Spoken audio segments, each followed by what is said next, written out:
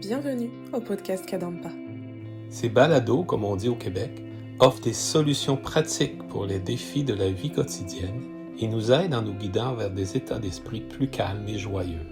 Dans chaque épisode, vous trouverez un court enseignement donné par divers enseignants bouddhistes Kadampa à travers le monde. Tous ces enseignements sont inspirés de la sagesse profonde de vénérable Geshe Khalsa Gyatso Rinpoche, un maître bouddhiste pour notre monde moderne, en espérant que ceci vous plaira.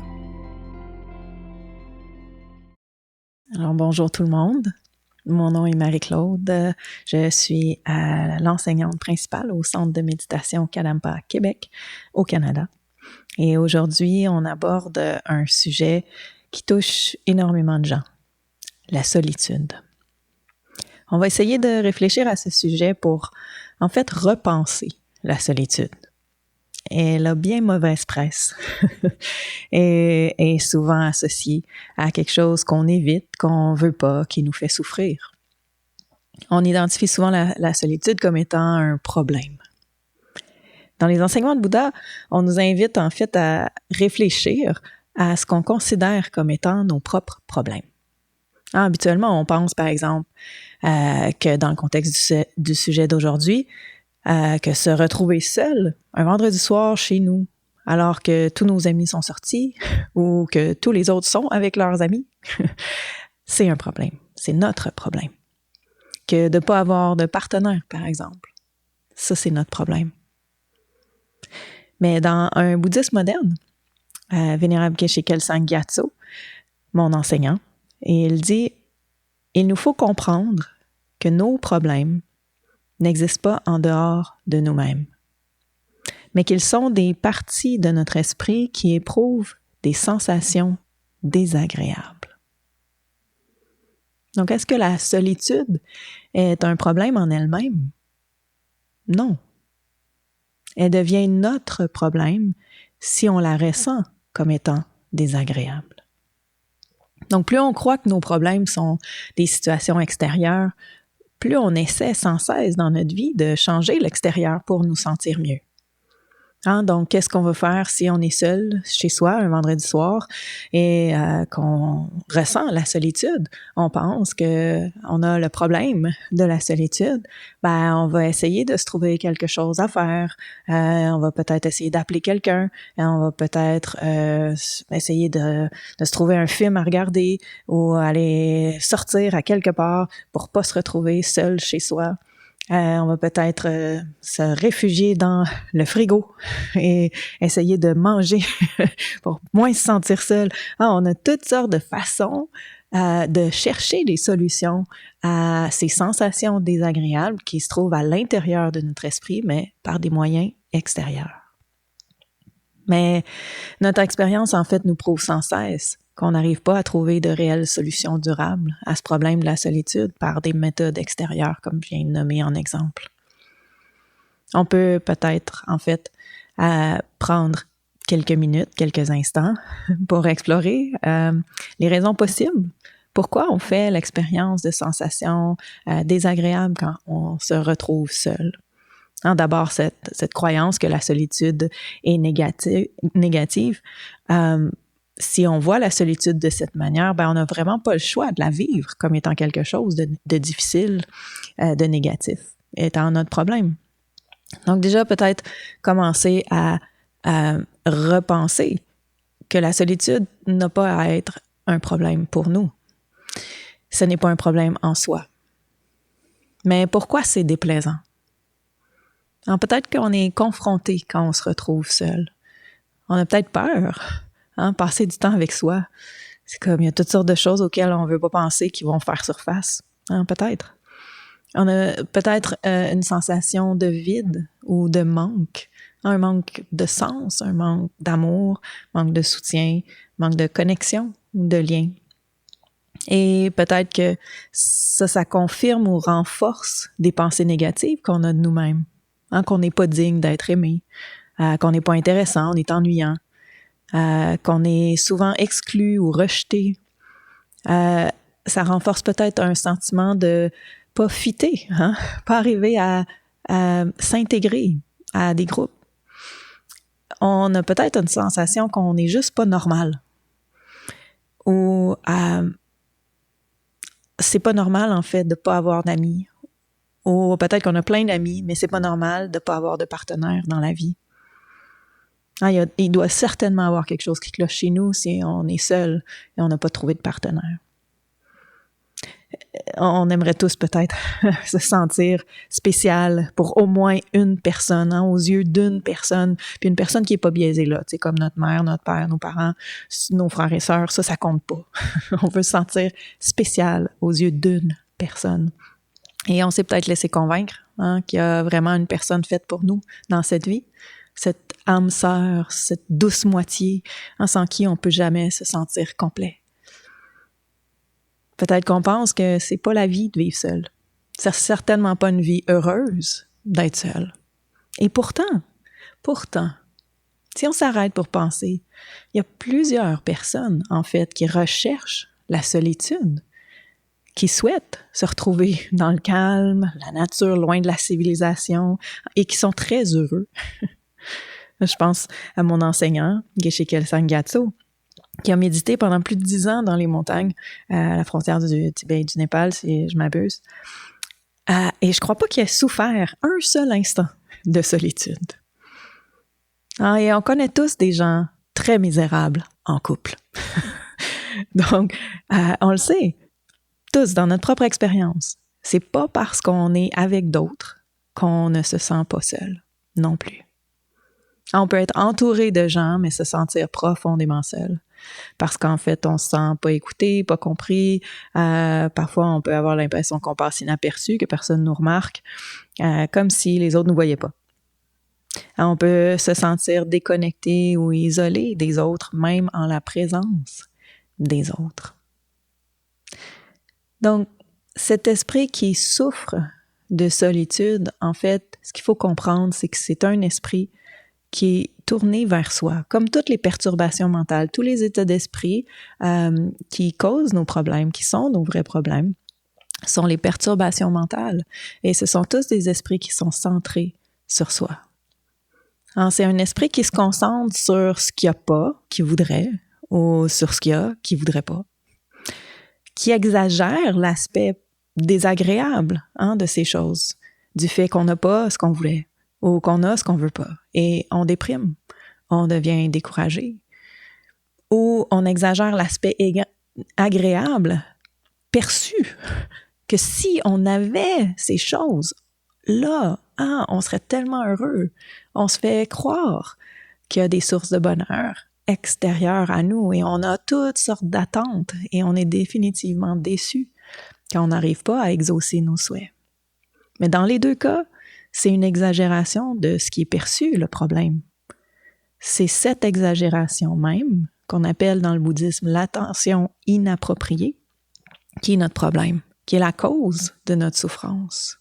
Et on a cette exagération à différents niveaux, en fait, et avec tout. Nous-mêmes, le monde, les autres, les choses, notre existence même, et tout ce à quoi on s'identifie, c'est une exagération. On croit qu'on existe vraiment comme étant cette personne, par exemple, pas aimable, ou cette personne rejetée, ou cette personne incapable de maintenir une relation. Alors ça, c'est toutes des exagérations d'une identité qu'on se donne à nous-mêmes. Et on exagère notre existence même et celle des autres. Le moi qu'on perçoit, qu'on sent qu'il existe vraiment, on dit intrinsèquement, indépendamment des autres. Et les autres existent intrinsèquement, indépendamment des autres.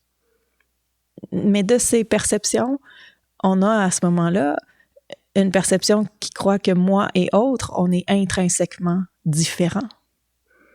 Mais à partir de cette manière de voir et de croire que les choses existent comme ça, on croit automatiquement je suis plus important, mes désirs sont plus importants, mon bonheur, ma liberté sont plus importantes. Puis on devient centré sur nous. Alors, ces esprits que je viens de décrire, c'est ce qu'on appelle l'ignorance, la saisie d'existence propre et le sentiment de propre importance. Et c'est deux côtés d'une même pièce, mais qui sont à la base de toutes nos souffrances. Et il n'y a donc pas d'autre choix que de faire l'expérience de ces problèmes, entre autres de cette solitude, par exemple. C'est notre situation actuelle qui vient de croire que les choses existent de cette manière. Notre expérience actuelle de cette vie, des vies impures, on dit le cycle des vies impures parce qu'elles sont contrôlées par ces perturbations mentales. C'est ce qu'on appelle le samsara. Et la réalité, en fait, de notre situation actuelle dans le samsara, c'est comme Geshe Kelsang le dit dans un livre qui s'appelle « Vivre une vie pleine de sens, mourir dans la joie ». Il dit « Nous sommes entrés dans ce monde, les mains vides et seuls, et nous le quitterons, les mains vides et seuls. » C'est une réalité. Quand on dit on est né seul et on va mourir seul, ce que ça veut dire, c'est qu'il n'y a pas personne qui peut vivre ou faire l'expérience de ce qui se passe pour nous intérieurement, autre que nous-mêmes. On est les seuls à connaître cette expérience intérieure et en fait, c'est impossible de la partager avec d'autres. Alors, même si on est né bien entouré et qu'on meurt bien entouré, c'est seul qu'on va devoir c'est seul qu'on traverse la vie et c'est ensuite seul qu'on va connaître ce processus de la mort. Et plus on résiste à cette réalité, plus on souffre. Mais plus on accepte cette situation, plus on va s'intéresser et venir qu'à apprécier les moments passés seuls où on va pouvoir en fait apprendre à connaître ces expériences intérieures qui nous sont uniques. Plutôt que d'en avoir peur, on va utiliser des moments, et bien sûr dans le bouddhisme, on dit des moments en méditation, là où on tourne notre regard vers l'intérieur, vers ce qui se passe en nous. Et on observe ces états d'esprit qui naissent et on essaie de distinguer celles qui nous sont utiles de celles qui nous sont pas utiles. D'essayer d'apprécier de plus en plus, de découvrir en fait que toutes ces pensées qui naissent dans notre esprit sont dans la nature de notre esprit, qu'elles n'ont pas le pouvoir en fait de détruire notre esprit. Notre esprit, on dit, c'est comme un ciel bleu dégagé. Et toutes nos pensées, nos sensations, c'est comme les nuages dans le ciel. Peu importe à quel point le ciel est nuageux, s'il y a la tempête du siècle, l'ouragan, ça n'a pas le pouvoir de détruire le ciel lui-même. Mais on utilise cette analogie pour comprendre qu'en fait, notre nature essentielle de notre esprit, c'est d'être clair, dégagé, paisible. Et toutes les sensations, toutes les pensées qui naissent dans notre esprit, on peut simplement les observer et les regarder, retourner, se dissoudre dans cette clarté, cette nature claire et pure de notre esprit. Et de cette manière, on peut apprendre ensuite à développer des états d'esprit positifs qui vont nous remplir réellement de l'intérieur, comme l'amour, la patience, la compassion, la sagesse. Et on va aussi progressivement arriver à éliminer de notre esprit toutes nos négativités. Et ça, nécessairement, ça se fait en solitude. Ça se fait en méditation formelle, assis quelques minutes, idéalement par jour. Là où on apprécie ces moments où on est seul parce qu'on a cette opportunité d'apprendre à connaître notre esprit sans en avoir peur et à goûter à cette paix, cette nature pure, claire de notre propre esprit. Et quand on sera avec les autres à ce moment-là, On ne sera pas en attente face à eux, mais on va essayer de trouver comment on peut contribuer à faire grandir nos qualités d'amour, de patience, de bienveillance et pouvoir être de plus en plus bénéfique aux autres, plutôt que d'être tourné sur ce qu'on voudrait que les autres soient pour nous. Il n'y aura plus un instant qui sera gaspillé à faire croître nos perturbations mentales, notre mal-être en nous concentrant ou en exagérant comment nous on se sent. On sera plus centré sur nous. Mais ça, comme je disais, ça peut juste venir en prenant le temps de s'asseoir seul et éventuellement arriver à profiter de la quiétude de notre propre esprit. Et c'est l'entraînement à la méditation qui nous permet de faire ça. Donc, ce qu'on peut faire, c'est terminer justement avec quelques minutes de méditation toute simple sur la respiration, simplement pour apprivoiser un moment de calme, de solitude et de l'associer à un bien-être plutôt qu'à un mal-être.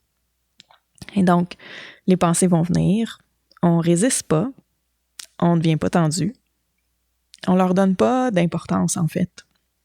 On les observe calmement du coin de l'œil, sans les suivre, sans faire aucun commentaire, sans jugement. On les regarde à la manière dont on regarderait les vagues arriver sur la plage et retourner vers l'océan. On n'essaie pas de les attraper, ces vagues-là, et de les retenir, et on n'essaie pas non plus de les repousser. On fait simplement observer ce mouvement des vagues sur la plage. Et donc, on peut penser, quand on fait cet exercice, on observe nos pensées de cette manière. On reconnaît leur présence, on nie pas ce qui est en train de se passer dans notre esprit, mais on leur donne pas une surimportance, on n'essaie pas de les accrocher puis de continuer de penser à ces choses auxquelles on est attaché et on n'essaie pas de repousser ce qui nous trouble peut-être ou ce à quoi on préférerait pas penser. On fait juste observer et regarder calmement, patiemment, ces pensées retourner, simplement se dissoudre dans, on dit la clarté de notre esprit, comme les vagues retournent, se joindre à l'océan. Donc, on peut prendre une posture qui nous est confortable. On essaie de maintenir notre dos droit sans être tendu. Si on le souhaite, on peut mettre notre main droite dans notre main gauche, les pouces qui se touchent au niveau du nombril. On peut laisser nos yeux mi-clos, laisser un filet de lumière entrer. Et on respire simplement, normalement, par le nez, sans forcer l'inspiration ou l'expiration.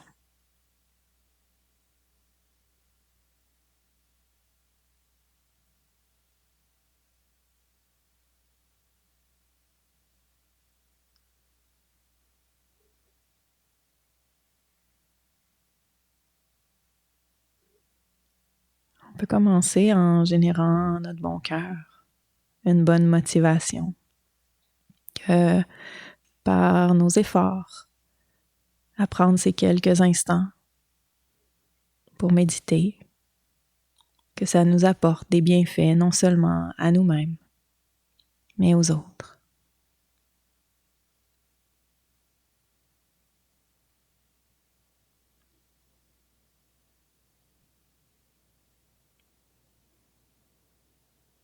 Et avec cette intention, on peut simplement tourner notre attention vers l'intérieur.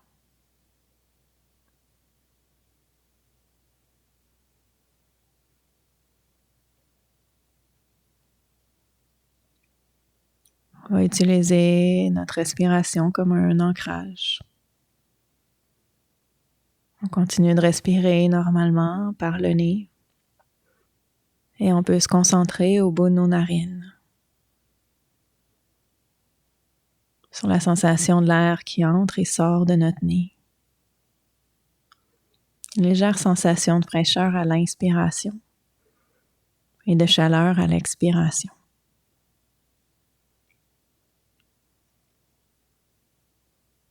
Et on essaie de rester concentré en un seul point, c'est-à-dire à l'exclusion de tout le reste. sur notre sensation de l'air qui entre et sort de notre nez.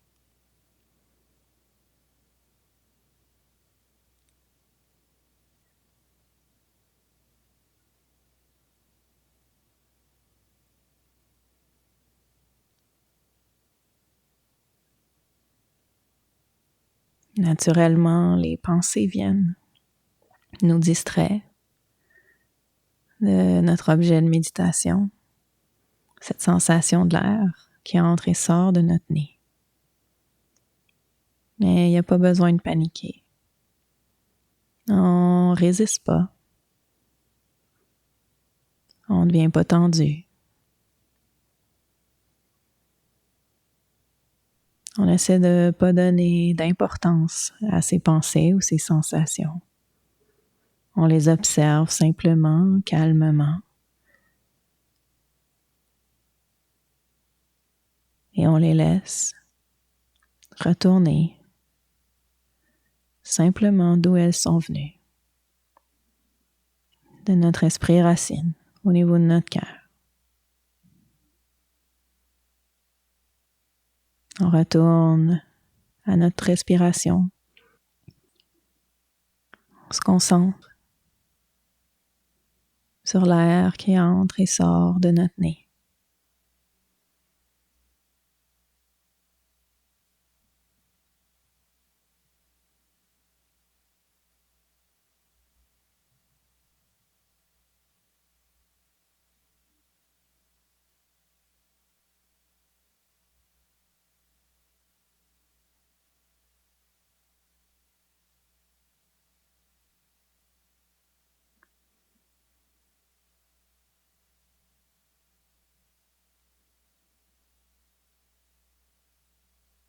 Au début, c'est normal de ne pas être capable de rester très longtemps concentré sur notre respiration.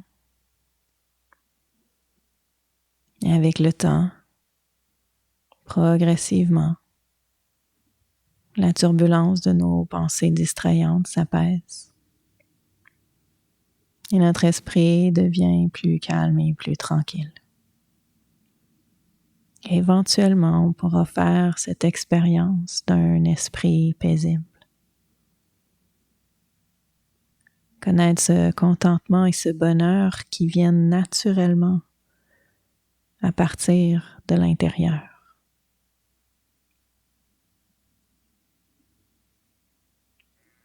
Et on pourra profiter de plus en plus de la quiétude de notre propre esprit.